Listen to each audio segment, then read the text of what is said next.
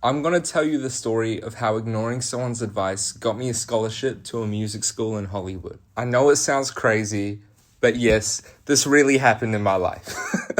Let me break it down for you so this makes sense. I have a song called Komodo. I made this song in 2023 with my friend Kemmer. He's my favorite person to collaborate with. He's probably seen the cut down of this on Instagram, and we make music all the time. And Komodo's a really interesting song because it samples, I think it was like, I don't know if they had YouTube Shorts at the time. I feel like I found it on YouTube Shorts, and it was one of those trick shots where a guy was bouncing ping pong balls off a pot and into a cup. And I heard it and I was like, there's a melody in there. So I quantized it, made it in time, put drums on it.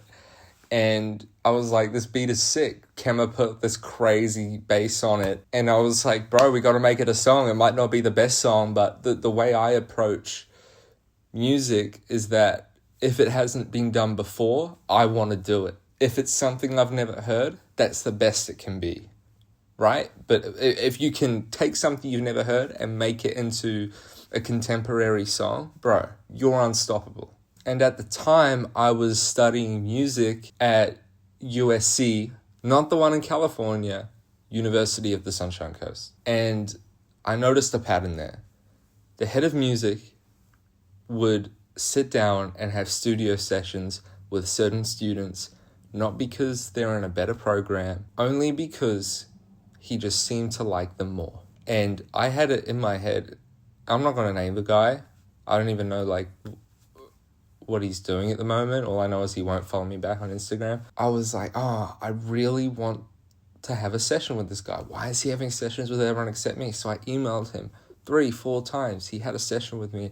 I played him Komodo. He was like, yeah, I like this. And then he kind of, for the next hour and a half, talked to me really condescending about, there's an idea there, but this is wrong and this is bad and you need to change this, and that. He wanted me to put a long sustained piano chord as the beginning of the song and then go into the beat. And then he wanted a singing hook. He wanted me to sing on the ping pong ball shit. I was like, no. Because he didn't like the idea, and I love to have my songs this way, but obviously he didn't agree, where the verse is full of content.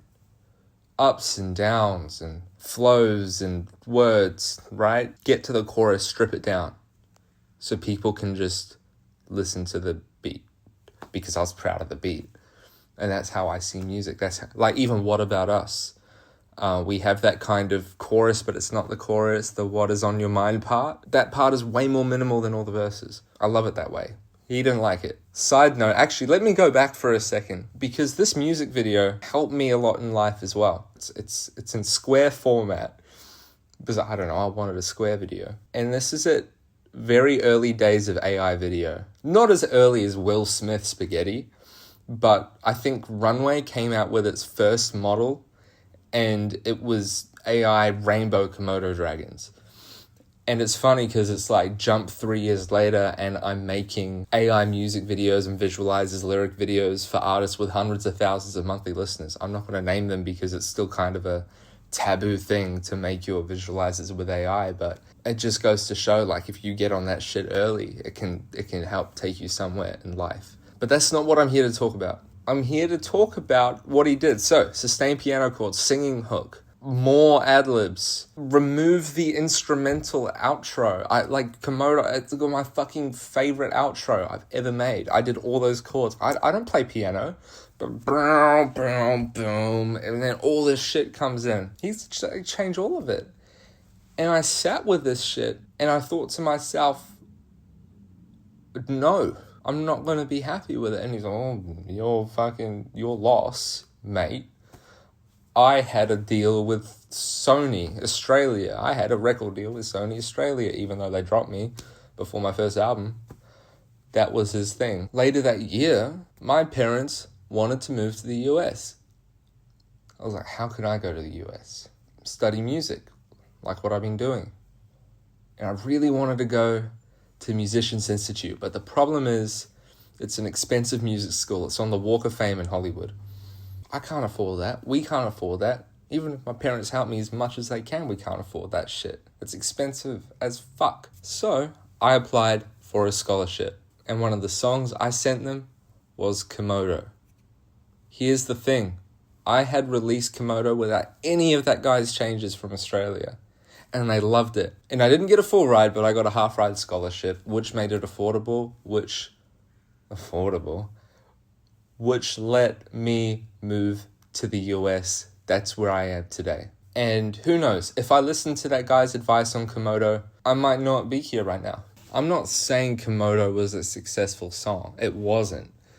People didn't get it. It's strange. But that song, I still tell people, is the most important song I've ever made.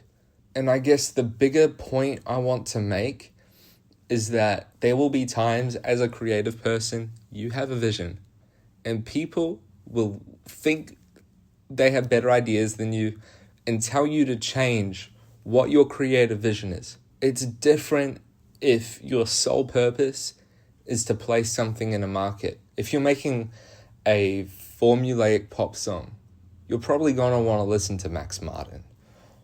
But if you're based on art, you cannot listen to other people's ideas and trust that they've got the best ideas just because they're more experienced than you. And it's a mistake I've made even later in my life, even after moving here. I had a listening party and I listened to other people about what it's meant to be like, and I wasn't happy with the end result. And after that moment, I was like, so this is just like the Komodo thing. I've made this mistake before. I can't do it again.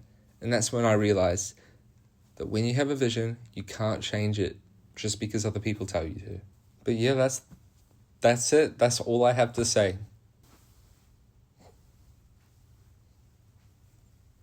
Is that a good way to end it?